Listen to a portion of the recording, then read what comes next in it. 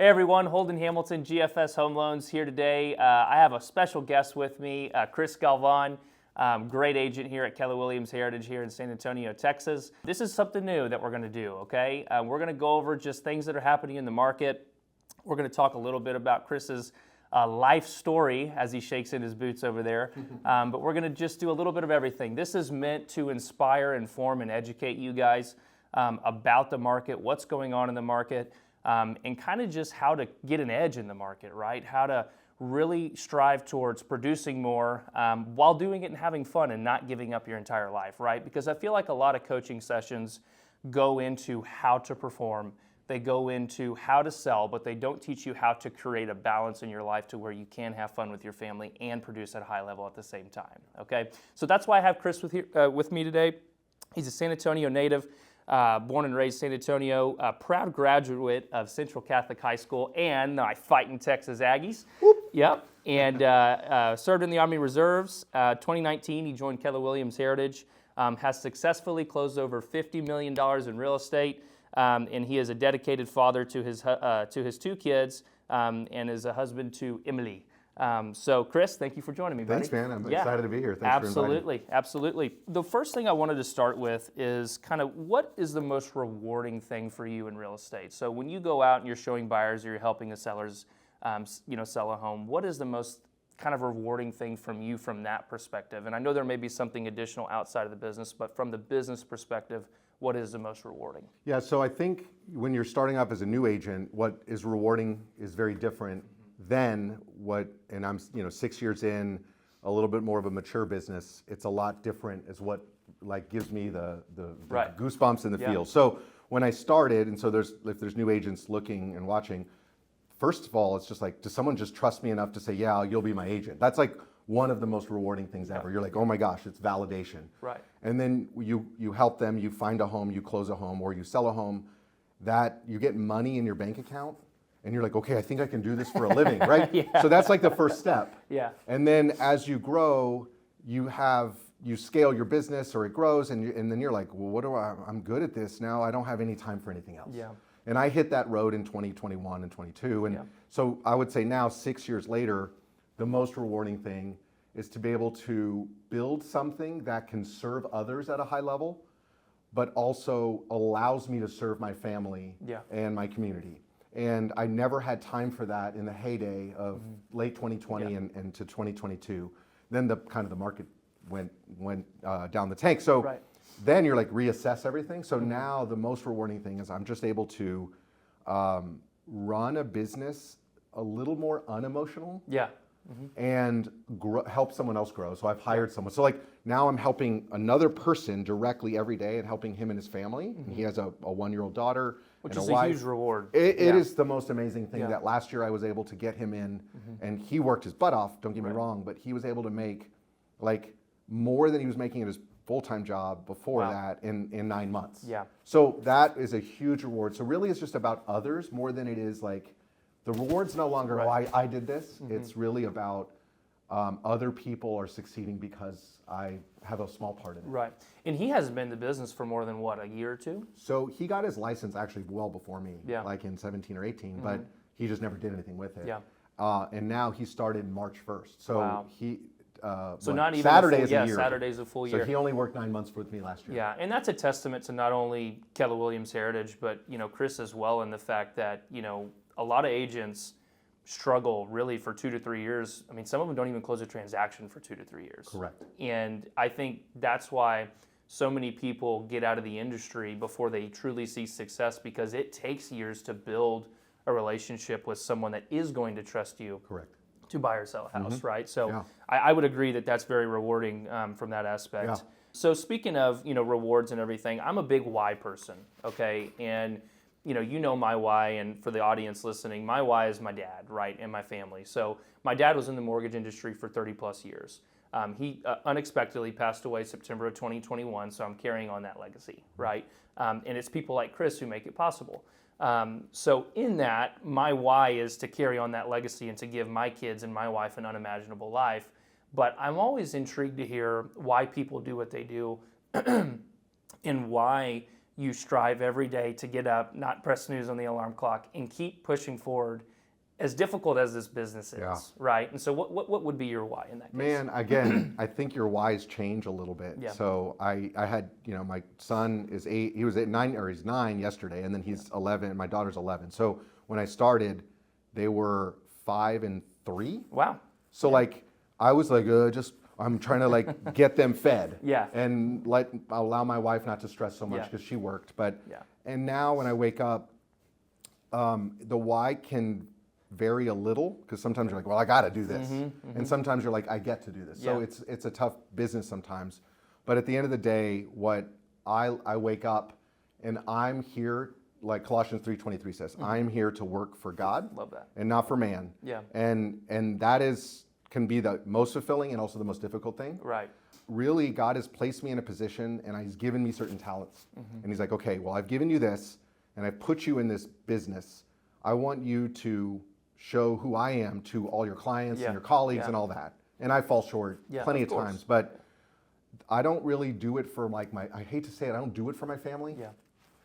The byproduct of me taking care of my family comes from me saying, I'm doing this for you, God, and this is my mission, and you've planted me here. So if He takes me out of this industry, and I think about this every day. Yeah.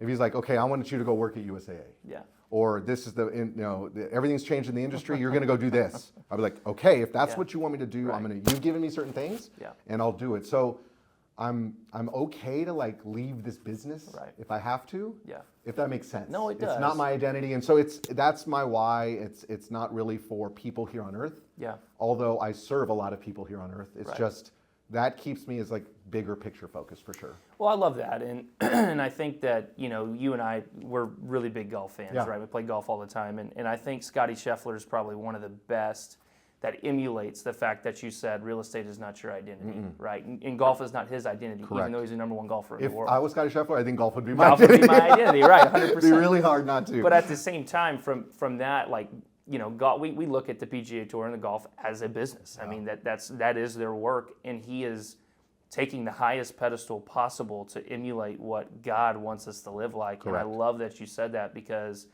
in this industry, we can lose focus of that really quick because we are chasing a dollar, we are providing for our family, and the Bible says, provide for your family. Correct. But is that truly the root, or is our root money and what we call commission breath? Correct. Right? And a lot of people have that, and I'm hoping that through talking through this, you can see that there's a difference between working for people and getting a paycheck rather than working for money and basically not helping people. Correct. Right? Correct. And that's something to really and don't get me wrong, I am not saying that I am perfect. I'm not saying that I wake up every day and my motivations and intentions are 100% pure. Like sometimes I struggle, sometimes I don't want to get out of bed, sometimes I don't want to email someone back. Everyone does. I struggle with some of that just because that's the business, but my North Star is that, and I try to go there every day, and it's not like I'm there. So I don't want to make it sound like I've figured it all out. No, we're all going to fail at some point in time. So, all right, switching gears here. A lot of lead generation questions these days, right? What should I do? How should I do it? What's working? What's not? And I think people fall into a trap of trying to do too many things at once. 100%. Right, and so the coaching sessions that we do with our real estate agents and people that are in sales and our loan officers are pick something you're good at and go all in at it. Correct. And don't recreate the wheel, use the basics, and then as you learn the basics, you can start to kind of put your own spin on it. Correct. Right? Especially for new agents. So what is kind of your opinion on lead generation? How do you pick and how do you use your personality to basically build a lead generation program? Sure. So if you start and you go back a little and you look at lead generation is not really like a strategy for your, it's like a tactic, right? So you have strategy, which is what I base everything on, is called the customer value journey. Yeah. And so you have awareness, and then you have engagement, and then you have these steps that people take in your business. And once they become a customer or a client, you're not done. You have to ascend them, which means you have to make them be raving fans of yours. Right, yeah. So you have to have some systems, right? Yeah. So that's one thing. Now the tactic is lead gen, right? So the tactic is open house. The tactic is Facebook market or whatever. So what I recommend, or what I think about every day and talk to other agents when I coach at Keller Williams for Ignite classes, is there's probably, I don't know, 9 to 11 different ways to lead generate in real estate. Yeah. And if you try to go to every class where they're teaching you, here's the tips and tricks for open houses, tips and tricks for Facebook, tips and tricks for FSBO calling. Yeah. You're going to learn all this stuff, and you're never going to do any of it really well. You're going to do maybe all of it very mediocre. I recommend 2, like maybe 3, and you go all in. And so if you take your personality, maybe do a DISC profile, do an Enneagram, do the Keller Williams personality assessment, KPA, and you go, okay, I'm an introvert. Yeah. I actually don't like talking to people that are like for a long period of time. I don't like people. Well, and so there's real estate agents that don't like people, but they're wildly successful. Wildly successful. So it just depends. Like you have to take an assessment of yourself and go, okay, what gives me energy? If I'm at a party, does it give me energy just to talk to one person and have a deep conversation? Right. Or is it like I want to mix and mingle? And so you have to get a feel of who you are. For me, I was always, even when I was like in 4th and 5th and 6th grade, I always did video projects. Like my dad had a big camcorder, and I would turn in projects, and they were videos. Yeah. And I didn't think anything of it. That's just what I liked. Well, and you're old too, so that was like back in 20, 30? Yeah, I mean, yeah, me and Henry Ford were, no, I'm 48, so yes, I'm born in the 70s, grew up in the 80s kind of thing. And so what I realized when I got to real estate, and I had owned a marketing agency before that, was that if people don't see you as a business owner or whatever, a salesperson, talking and solving problems and like doing your job online, they won't really know, they won't know what you do. So I've like, look, I'm going to show everyone everything, good, bad, ugly. And they're going to basically watch me do my job, and that's my interview. They're going to watch me and go, okay, I think I like that guy, and at some point I'm going to sell, maybe, whatever. And they see enough of me, and they're on Facebook and Instagram doing that. And then all of a sudden, when I got into real estate, it was, hey, I have a question about selling my home. I'm like, what just happened? So I would recommend that if you're going to go into videos, then you do it every single day. And you do it for like at least a year. Like at least a year, right? Or if you do door knocking, just do it all the time. You can probably do 2 of 3 of those things because you have nothing else to do. You have clients. So I would say that you got to pick 2 or 3 at the most. And if you're a seasoned agent, I think if you have like 6 or 7 years in the business, you could probably just get referrals from your current clients just by taking them to lunch, coffee. You probably don't ever have to produce a video. So it really depends on your experience level in the business. Well, yeah, and I think personality determines that. So like me, I got in the business in 2019, right before COVID, and that was the easiest time to get in the business probably, right? I got in with you in 2019. So, and I was 19 years old, and so it was so, for loan officers, right, we're taught, you go get coffee, you go get lunch, you do this, you do that. And I would always, I came with a younger attitude to it. I was like, that's not really what I want to do. Correct. I don't want to go sit and mingle with, because I am somewhat, I'm kind of both. I'm really in between being an extrovert and introvert. Depends, who I'm with and where I'm at.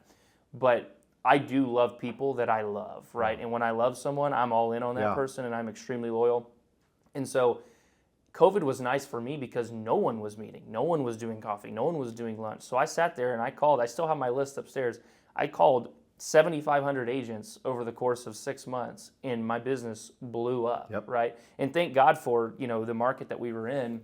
But that was my personality, was talking to people on the phone, getting to know them, and realizing, okay, I really like this person, or that one's probably not going to work very well, right? And so I've built a business around people that I like and people that I want to work with. And so when I do show up to the office, it doesn't feel like work. It feels like I'm just hanging out with a bunch of buddies and we're making money doing it, right? Well, and there's tough parts about the business, but if you're in a tough deal, you're at least with someone that you like. And they're not nagging you and going, dude, like really, what is the problem? It's like, Chris, this is the problem we're dealing with. This is the solution to the problem. If this solution doesn't work out, here's A, B, and C. Let's go get a beer and have fun, right? Because that's how I want to run our business, and I think that we've done a pretty good job of that over the course of time. So awesome. Well, good deal.